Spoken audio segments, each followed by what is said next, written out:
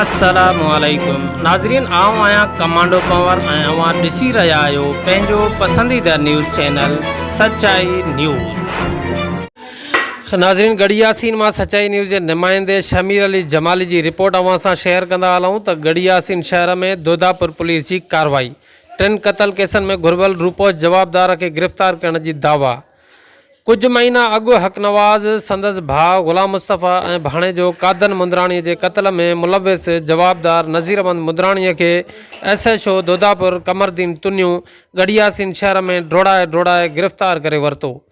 जवाबदार नज़ीर अहमद मुंदराणीअ खे पुलिस गिरफ़्तार करे खेसि दोदापुर थाणे ते लाकअप करे छॾियो आहे। नाज़रीन, जीअं ई दोदापुर पुलिस जवाबदार ते गढ़ियासीन शहर में छापो हयो त जवाबदार खुड़क पवण ते भॼण जी कोशिशि कई, जेको गढ़ियासीन वेझो मुख़्तलिफ़ ज़मीनुनि में जे बननि तां भॼण जी वधि में वधि कोशिशि कई। नतीजे में फायरिंग जी बि ॾे वठि थी आहे। पुलिस जेको आहे सो उनखे जवाबदार खे ड्रोड़ाए ज़मीननि में आख़िर गिरफ़्तार करण में कामयाब थी वई।